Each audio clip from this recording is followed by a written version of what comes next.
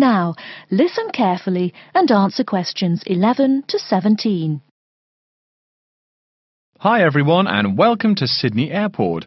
Today I'll be giving you the inside information on the day-to-day operations of the Australian quarantine service here. We hope to provide you with a better understanding of why such heavy security regulations are necessary by educating you on how we operate and why we do the things we do. We're not here to try to persuade you to fly through Sydney Airport, though we hope you'll find your experience relatively stress-free and comfortable. First things first, our personnel. Can anyone guess how many people work at Sydney Airport? We have 200 alone working in Terminal 2.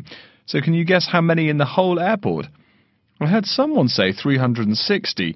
That's getting closer. What? Did someone say 2,000? That's way too high. Sydney Airport actually employs 440 people. A lot, right?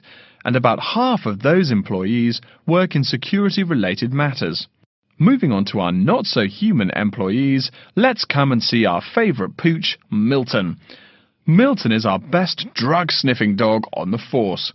He's friendly to most people. You can even come pet him at the end of our tour. Burnouts, beware though. He'll find everything. Notice that even though there are so many of us around him, Milton stays quite calm. This is the precise reason he was chosen for the job. Dogs that are chosen are not predisposed to sniff out different narcotics. That's something we teach them already. So here's a part of the airport most people never notice, the cargo transport terminal. This is where packages are shipped to and from. Normally, we ship around 4,400 packages per month. In this airport alone, over 52,000 packages were shipped in and out over the past year. We ship to and from 170 different countries. Not bad, eh? Probably it will go up to over 72,000 packages this year. And despite over 100 flights in and out of here daily, the number of lost or delayed packages is impressively low. If you send your package through here, rest assured we'll get it where it's going. Let's move on to the area most of us are familiar with, the passenger terminals. In order to be allowed into this area, you must pass through security with your ticket and, if you're travelling internationally, your passport. If you're travelling domestically, you just need a legal form of ID. If you don't have those, you will not be allowed to pass through security and board your flight. During the security scan, your carry-on items will be checked for dangerous items such as weapons, sharp objects, and liquids that exceed our specified limit. If you attempt to pass any of the prohibited items on this list posted at the entrance, you are still allowed to board the plane, but you'll be given a warning and your item will be confiscated. Don't worry, we will not arrest you for having too much shampoo in your bag or anything like that. We also search your carry-ons and parcels for any perishable items. We prohibit the transportation of local vegetation and prohibit parcels containing any insects in them. You may or may not have learnt about this in biology class, but when some plants are introduced to a new environment, they spread wildly and wipe out the current species around it. It is important to control the introduction of new plants into an ecosystem, so we must prohibit the transport of any fertile seeds. So what happens to parcels containing possibly suspicious items? It's of course something we do not take lightly here.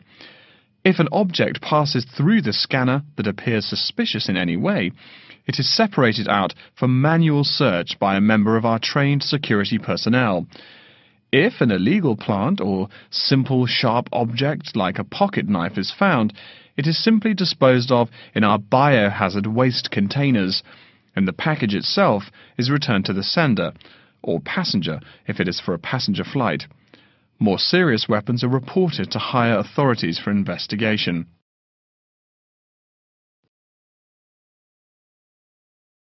Before you hear the rest of the talk, you have some time to look at questions 18 to 20.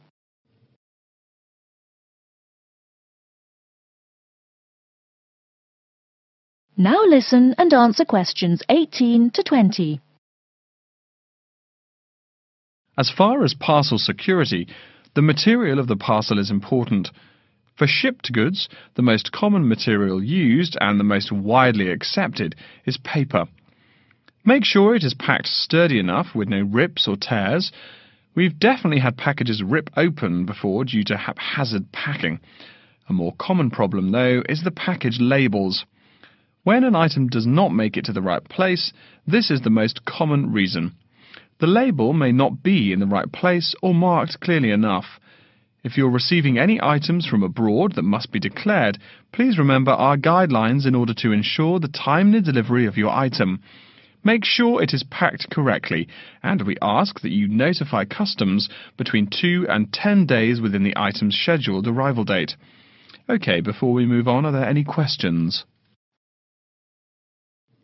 That is the end of Section 2. You now have half a minute to check your answers.